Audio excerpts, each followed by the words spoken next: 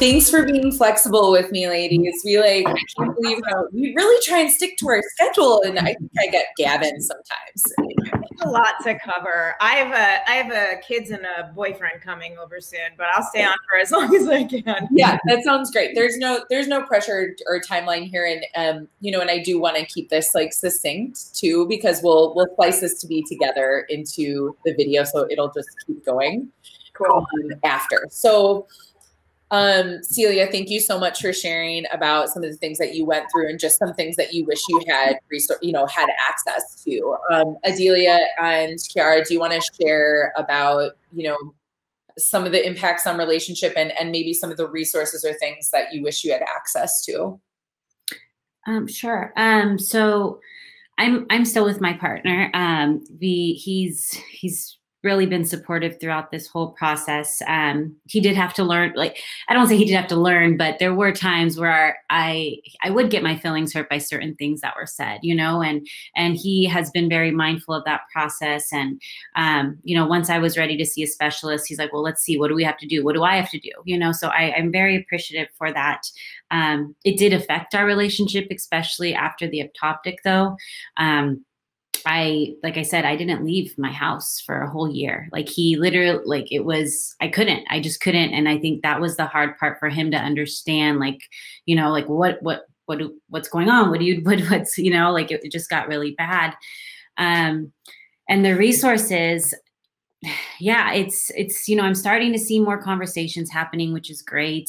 The specialty doctor I'm seeing is at UCSD, which they have been so supportive, and they've sent me with a lot of information for groups. I haven't experienced it. I don't know, but for some, I think it might be helpful. But they do have groups for women to meet together, and discuss this. And I've never. I don't know. I don't know if it's that I wasn't ready to take advantage of those, but those are out there. I think the one thing I just want to share though is more of that kind of the feelings that you feel, and why I wanted to share them out, because we do think them, and those were the hardest moments for me, which was that I wasn't woman enough. I wasn't. I really felt that, and I just completely. It tore me apart. It tore my confidence apart. I didn't know who I was.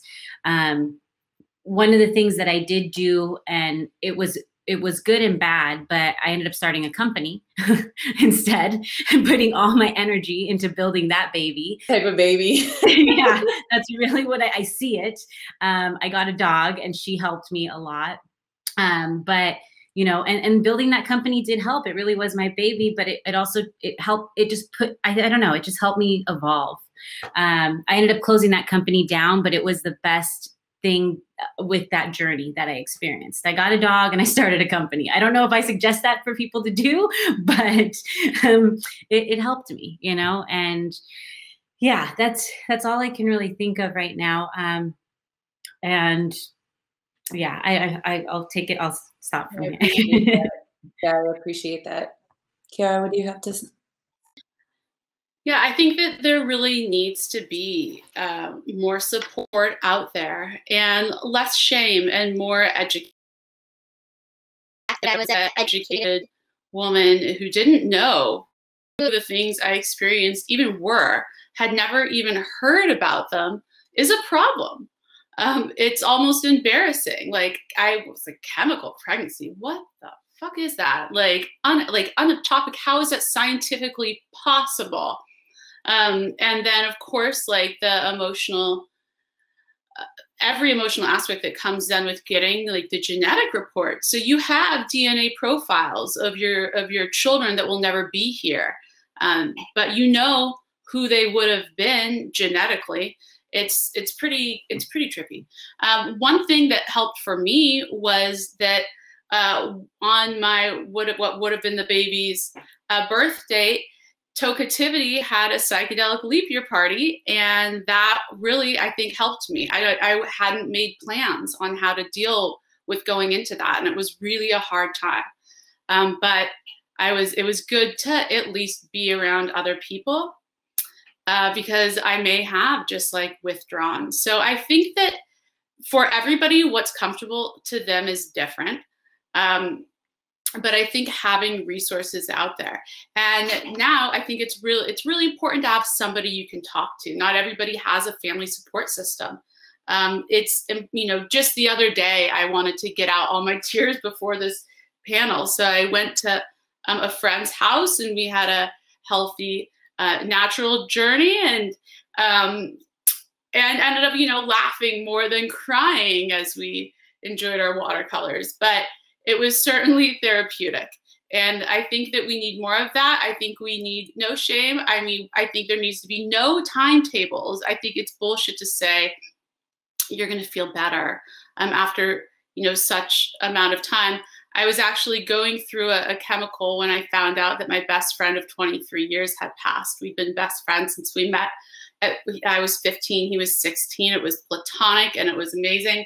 But then to like be suffering from that grief and then, you know, suffer losses after that, when that would have been really my support system, since my partner and I had spent the majority of our partnership and marriage living apart. So we are reconciling it. You know, we'll have met 20 years ago next month. That's a lot to throw away, but it's also definitely something that people should never be afraid of stepping away from and leading their own journey. I decided to reconcile after deciding I was going to be self-partnered for life, because I think that we primarily need to be our own partners. And I consider, you know, Mary Jane my other partner, but yeah, but we're communicating now. So who knows what the future will bring.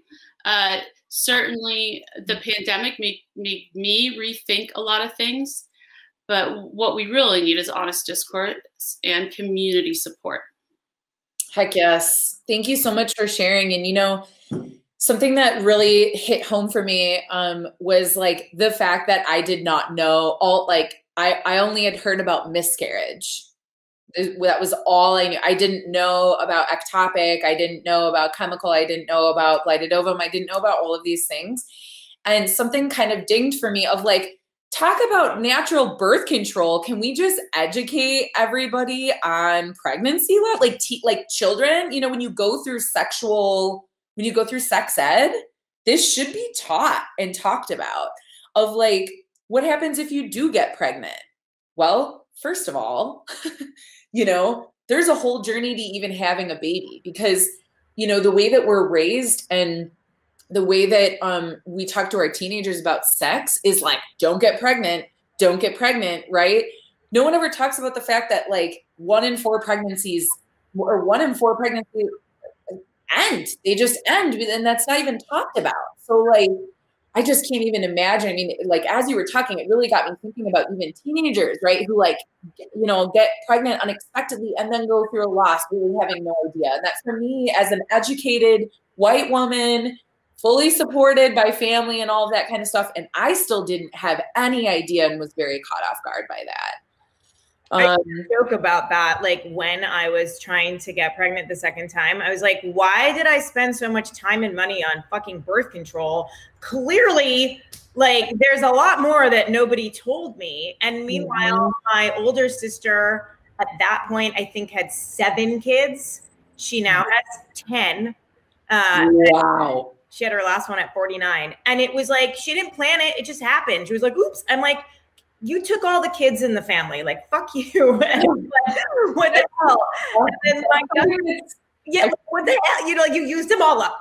Oh my gosh, I feel like that's something that's really not talked about very much too, that like kind of jealousy, or almost like, I remember feeling very snarky, like this woman who I know who's like, you know, really was going through such a hard time, like addiction issues, you know, no support at home. And like, God bless her. I like love her very much, but she was going through such a hard time. And like chicks popping out babies left and right. And here's like me with, you know, so much excitement and passion for raising the next generation, and like just loving being a mom and wanting to bring more children into the world. And like, I couldn't. That was so painful. And so it's so hard to watch others get pregnant and to go through it. And it's like, oh, so happy for you. Yeah, and I remember also, and you brought up a good point of like what not to say to people. Like, yeah, let's talk about that. Yeah, I remember girlfriends not telling me that they were pregnant because they were afraid that I was going to be mad at them. And I'm like, that doesn't help. Like, you're just making it worse for me if you're like keeping it from me. I also remember one of my friends getting pregnant. We were pregnant within like days of each other, and mine ended up being the chemical one, but I'd already been trying for like a year. And I told her, like, I'd lost it. It didn't happen because I got a positive test because I was already working with specialists. Then it was gone the next day when they did my blood work. I told her, and like, she checked in on me like a month maybe later, and she was like, so are you still trying? I mean, like, I know you were pregnant for like 5 seconds and like, then it was fine. But like, so, and I'm like, fuck you. Like, that's not, like, people go, and you grieve this loss every month that you get your period, and you're like, I'm still not pregnant, and nobody understands that if they haven't been through it. They're just like, whatever, you just didn't get pregnant, you have your period. And you're like, you don't know how many times I've shoved my finger up my own vagina to touch my cervix to see, but it's like, am I pregnant this month? Like, you feel like a fucking crazy person. Yeah, I don't get it. Like, yeah. Well, go ahead. No, and even just like, what you're saying too, I remember even someone I don't even know how they said it, but they were just like, it's not even a real baby. And I just lost it. Like, I was like, what? Like, who, what? Like, how could you even say that to someone? Like, how, like that, I don't know how common that is. I don't know, but that one really messed with my head. Yeah. That one, I couldn't after that. That one's hard. And what was really horrible for me is after like making me wait at the hospital, then the question they ask is there a possibility that you're pregnant? Oh, I've been through that of like, really? I'm here to get surgery, actually. Like, did you look at my chart? Oh my God. God. Look at my chart to see why I'm here before asking me? Beyond. Freaking beyond. That is like so difficult. That happened to me multiple times, like with just so how far along are you? Actually here because I have an ectopic pregnancy. Like, look at the fucking chart before you start talking happy things. Or even then when you go to get the test and they're like, oh, are you like to test what your levels are if you're testing down? Oh, are you hoping it's positive or negative? It's just awful. One bad one was in November. I mean, I was having to go through a lot professionally. I have a general anxiety disorder, so it's something I deal with all the time. Plus the emotions of the chemical. And I confided in somebody who called me about something. Actually, was hassling me about something work related on like 7:30 on a Saturday, and I said pro bono work related that listen, I'm going through this. And then when they saw me on a call, they said, you don't look like you're in pain. It was just somebody who I'd invited into this community and didn't re-invite. Wow. I'm so sorry. That, I think like we could probably literally spend an hour talking about all the messed up things that people have said. But what should people say? And I think that this is like the tough thing that like people just don't know what to say or what to do. And I've actually seen like a lot of support similarly for people who like have cancer or for people who had like a partner die or something. It's like, what do you do? What do you say? And I think the things that were just the most helpful for me were just validation. Like, don't say anything other than like essentially reframing what I just said to you and just validate me. Can you just like make me feel sane? Because I don't feel sane. So when you hear me say that I don't feel like a woman right now, for you to say, that must be so hard to feel like you're not womanly right now. Just that, like and then it's just like, yes, it is really hard, and like that just, it holds you. It holds that space for you to feel however you're feeling and for it to not be changed. Like people get uncomfortable and they want to guide it, they want to make you feel that. So I'd love to hear if you have any other things of like, what should people say? And then the last thing I want to touch on before we wrap this up is cannabis, utilizing cannabis specifically for this. What and how? I know for me, I use certain things, so I'd love to touch on that. So first, let's, what should people say? If someone is like, I just had a miscarriage, like, or whatever, or I'm calling out of work because I'm miscarrying, or, whatever. What should people say? What should people do? I can answer as a therapist if you want. I mean, what you said, Samantha, is exactly what you should be, that's what you should say. And grief is grief. And it doesn't matter why you're experiencing grief or what you're grieving for that matter. Like, your grieving process and what you grieve is very personal, and nobody should tell you what that feels like or when to be over it or anything like that. So, I think when we've already gone through that, to use that empathy to do exactly that and validate it and say, that must be so hard. And do you want to talk about it? And if you don't want to talk about it, that's okay too. I'm here. We can just hang out. We can laugh. Like, let's go, eat some edibles and turn on The Simpsons if that'll make you feel better. Like, whatever you need, I'm here for it. And if that means you don't need anything, that's also true. I also think it's really important to establish a safe place for whoever's going through it that we all wish we had, where you're like, I'm not putting a timeline on this. I know other people are going to forget you went through this and they won't bring it up anymore because they're uncomfortable. Please know that you can always talk to me about it. I'm here. And I think that's a thing that, overwhelmingly with grief, when you're grieving, when you lose anything, anybody, everybody else moves on. And I learned that as Samantha knows, I learned that the very, very hard way. My sister passed away from cancer 3 years ago. She was my best friend. And I've seen it happen 1,000 times when people have losses that, people forget. They move on. They don't want to bring it up. And what they don't understand when you're going through grief, when you've grieved, is that we still want to talk about it. We want to talk about the person we lost. We want to talk about the babies that we lost that you think weren't babies, but for us, they fucking were. We want to know that existed, that our story matters, and that we can keep talking about it and someone's going to listen. So I feel like that's the biggest lesson for people. I love that.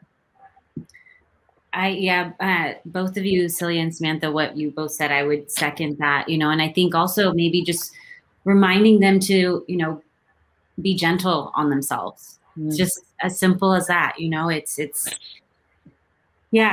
I personally, all I would wanted, and when that does happen, is just somebody to sit by me, like you said, why put a movie on? Just sit by me until I'm ready to talk, until I'm ready to cry, until I'm ready to get angry, whatever it is. Like, I may not be able to get the words out right away, but I know I personally would just want somebody right there, I love that.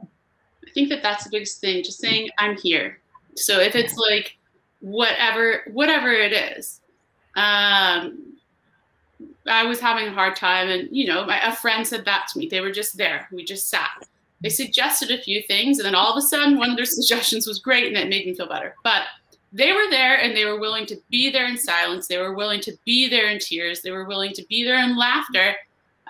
But just knowing that someone's there is important.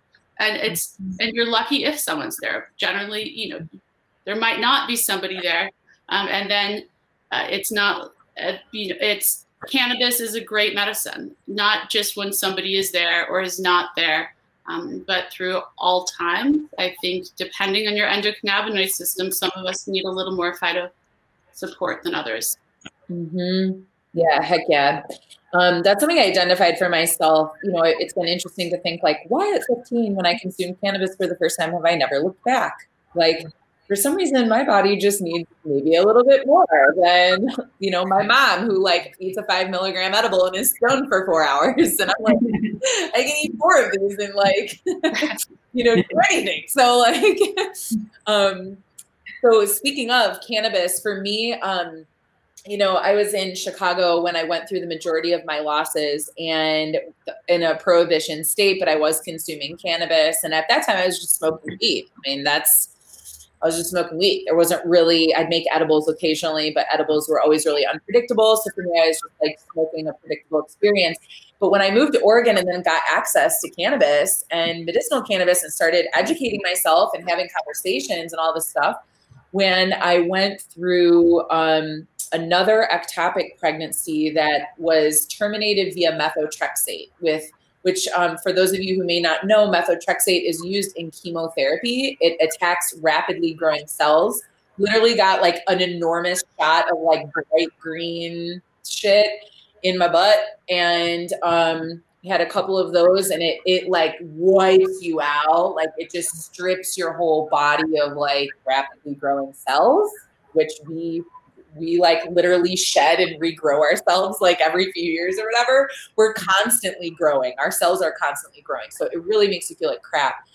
And for me, full extract oil, like just taking full extract oil in combination with suppositories, vaginal suppositories for that acute pain.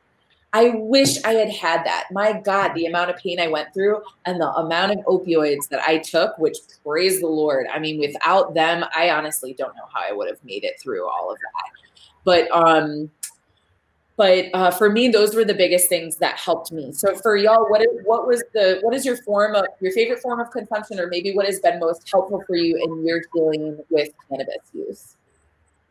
Edibles for me. And I'm going to totally shout out to a Portland company, but SDK. Yeah, she don't know sticks. Yeah, Jill. I mean, and you know, Jill and I have a CBD line together also, where we make just CBD edibles as well, called Mom. It's Mellow Out Mama, and we're sort of getting it off the ground, but we have like a little underground following already, which is nice. But she makes I don't even know what I would do at this point, because she does the 5 milligrams, but she also does 50, and they're affordable and they taste good. And I'm not kidding. I don't even get out of bed now. I roll over and I eat a piece of gummy, or I eat a whole gummy depending on the day. And then I start my day. I have clients. I take yoga that way. Like I microdose all day long with that. And my children, like they know by the end of a day, if I have forgotten or I'm so busy or something's run off, like they'll go find a gummy. They're 9 and 14, and come in and be like, Mom, did you say that today, Mom? or they like hand me this, they'll go find my vape, and they're like, Mom, calm down. Like you gotta calm down, But I have a general anxiety disorder also. And so I don't take anything for that anymore except for cannabis. And let me tell you, I've been on fucking everything since my early 20s, and now I don't. I take gabapentin to help a little bit, but that's more for insomnia. But like, God, it helped. I don't even know where I'd be at this point, or who I'd be, and my life changed so much. And I'd given up cannabis because I was like, I'm a mom, I can't use it anymore. Like that's something I did when I was a teen. Yeah, you were self-medicating, asshole, because you had a problem. Like I used it, And now I moved to LA. I left an abusive marriage. I just moved into this beautiful house. I have a podcast. Like it's crazy. I have a thriving practice. Yeah. I do not believe that any of that would have happened without cannabis. Mm-hmm. Yeah, I love that. Thanks for sharing. And so for me, after the ectopic pregnancy, I still have pain. I don't, we think we look at it and we're like, I think it was just a horrible doctor. I don't know what it was, but now every time my period comes, I've always had horrible, like I can't get out of bed. And I've always had bad menstrual cycles, but after that ectopic, it just got 10 times worse. So Ringo's Gift, anything high CBD works amazing for me. ACDC, usually flower or tinctures. Now, capsules are becoming or something that I can get more access to. But usually, yeah. And two, I'm more type A. So in the daytime, I can't really smoke, or, it has to just be CBD, or a very, just enough to where I don't feel, it's where I don't get paranoid, because I can't be on a business call. I'll start thinking they know, oh my gosh, But that's really what helps me still to this day. And then I'll have something that's just regular, you know, more like non-high CBD at night kind of items, but it's usually flower, tinctures, and now more edibles. Now that I'm seeing how they've changed, now I'm starting to incorporate them more. They're a lot better than they all used to be, which is really good to see. Yeah, the dosing I think is really getting under control. I mean, I can handle a lot of THC, but like a 50 milligram edible is gonna like send someone to outer space, you know. And now I'm like, I take one of those every night. But like, you know, that's not the average. I recommend. I think that's true. I'd say that my favorite methods of consumption and what I would use like on a daily basis is different than when my body's going through a type of trauma that I need to pinpoint my cannabis activity level to. So normally I like edibles because I have insomnia. I don't have to take Ambien anymore. Edibles help me along with a little pre-98 Bub Kush before bed. I also have attention deficit disorder. So in the morning, I find a really heavy hitting haze that, Adelia, you would not want is what can help me and actually replace stimulants. Things that are high in THCV are very helpful for me and my focus. But if I have to be in a social situation, like now as someone who gets anxious, Tangie is my girl. Nice. When it came to going through a loss, I had taken I don't know, was it a webinar with Tokativity with Ashley Mantra? And I was like, I was feeling so awful. What am I going to do? Suppositories. And they were Power and tampons. I made my own when I had no access. And I have to say that vaginal suppositories for those terrible cramps, especially when you don't have a bathtub because you're in a remote cabin in Oregon, they're very helpful.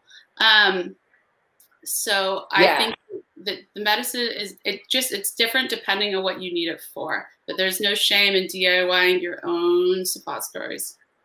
No, oh my God, yay for shouting out to Empower because they're the best. And that's actually how Samantha and I know each other is through Trista and Michelle. Like their company, I swear all the top and the fact that you're touching on topicals, like I think that one gets overlooked, but like, oh my God, I wish I'd had Empower when I was going through infertility treatments. And it's certainly after the chemical pregnancy because I have really bad periods and I take their roll on and I'm just like, everywhere. Yeah. Oh my God, it helps so much. I want to douse myself in that stuff. I do. I do too. You know, something really cool about suppositories and about vaginal suppositories is it bypasses your liver. So you're not getting high.